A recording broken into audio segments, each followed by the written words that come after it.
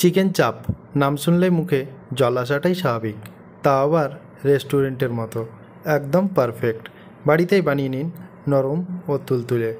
এই রেসিপিটি খুবই সাধারণ, বাড়িতে থাকা উপকরণ দিয়েই তৈরি করে নিতে পারবেন।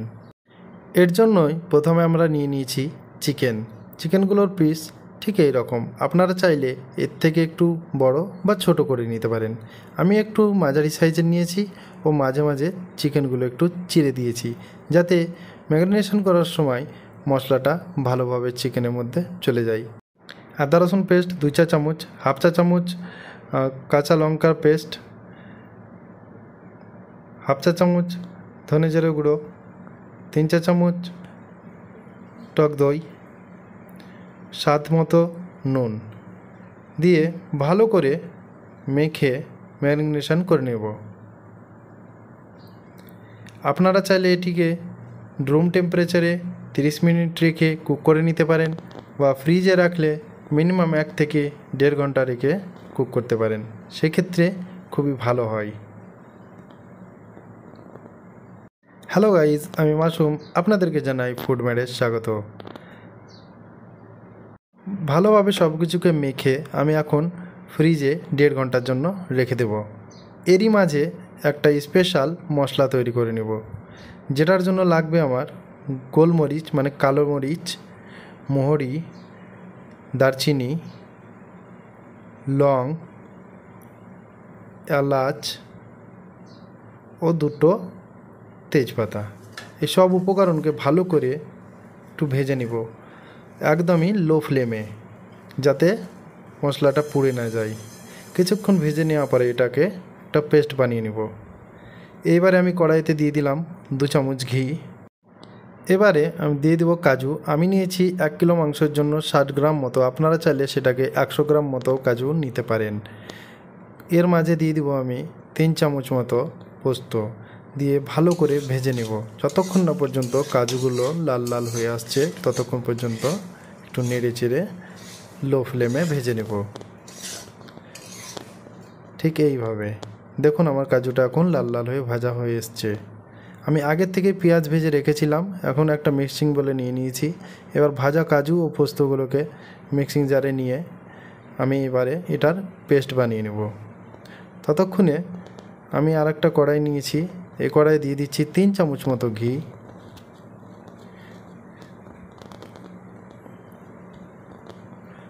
ও একই সঙ্গে প্রায় 70 গ্রাম মতো তেল। আপনারা চাইলে এই তেলটা 100 গ্রাম মতো নিতে পারেন, বা তেলের থেকে বেশি ভালো হয় যদি পুরোটাই ঘিতে করেন। এবারে আমি কাজু, পেঁয়াজ ও পোস্তর পেস্টটাকে একটু তেলটা গরম হয়ে যাওয়ার পরে দিয়ে দেব। দিয়ে ভালোভাবে নেড়ে ছেড়ে নিতে হবে, যাতে তলানিতে না লেগে যায়। ভালো করে নাড়াচাড়া কিছুক্ষণ করে নেওয়ার পরে এর থেকে একটা তেল ছাড়া ছাড়া ভাব আসবে, সেই সময় দিয়ে দিতে হবে 1 চা চামচ হলুদ গুঁড়ো, হাফ চা চামচ কালো লঙ্কা গুঁড়ো ও 1 চা চামচ কাশ্মীরি লঙ্কা গুঁড়ো, দিয়ে আবারও আমি ভালোভাবে নেড়ে চেড়ে দেবো।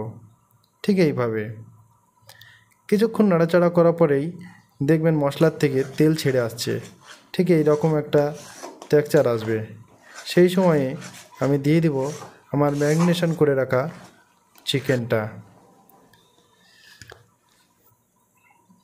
চিকেনটাকে দিয়ে আমি ভালো মতো নেড়ে চেড়ে নিব, যাতে প্রত্যেকটা পিসের মধ্যে আমার এই মশলাটা পৌঁছে যায়।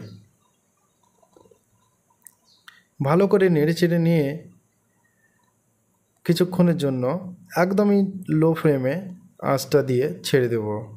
কিছুক্ষণ মাংসটাকে কষিয়ে নেওয়ার পরে ঠিক এইরকমভাবে তেল ছাড়া ছাড়া ভাব চলে আসবে। ঠিক সেই সময় আমি আরও 2 চামচ মতো দই নিয়ে ভালো করে দইটাকে ফাটিয়ে নিয়ে আমি দিয়ে দিয়েছি চিকেনের মধ্যে, দিয়ে নাড়তে থাকতে হবে, নাড়াচাড়া করতে হবে একদমই লো ফ্লেমে, যাতে তলায় না লেগে যায়। ঠিক এই রকম একটা টেক্সচার এলে এবারে আমি এই চিকেনটাকে কিছুক্ষণের জন্য ঢাকা দিয়ে দিব, প্রায় 10 থেকে 15 মিনিটের জন্য, একদমই লো ফ্লেমে। 10 থেকে 15 মিনিট পরে আবার ঢাকনা তুলে আবারও নাড়াচাড়া করে দিয়ে এর মধ্যে দিয়ে দেবো সামান্য পরিমাণে জল, যতটুকু জল প্রয়োজন যাতে তলায় না লেগে যায় ঠিক ততটা জল দেব। এখানে বেশি জলের ব্যবহার করব না। দিয়ে আবার আমি 10 মিনিটের জন্য ঢাকা দিয়ে ঢাকনাটা তুলে নেব। এবারে দিয়ে দিব হাফ চা চামচ মতো চিনি, যাতে টেস্টটা ব্যালেন্সে থাকে, ও স্পেশাল যে মশলাটা করে রেখেছিলাম সেই মশলাটা দিয়ে ভালো করে নাড়াচাড়া করে নেব। আবারও কিছুক্ষণ নেড়ে চেড়ে নেওয়ার পরে যখন দেখব মাংস থেকে তেল ছাড়া ছাড়া ভাব চলে এসছে, সেই সময় দিয়ে দেব কিছু কুচি করে রাখা ধনেপাতা।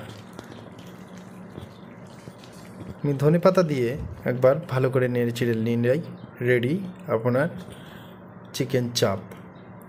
এই রেসিপিটি বাড়িতে একবার ট্রাই করুন, আশা করছি একদমই রেস্টুরেন্টের মতো টেস্ট পাবেন। চিকেন চাপ রেডি, এবারে প্লেটে সার্ভ করার পালা। আজকে এই পর্যন্ত, আবার দেখা হবে নেক্সট টপিকে।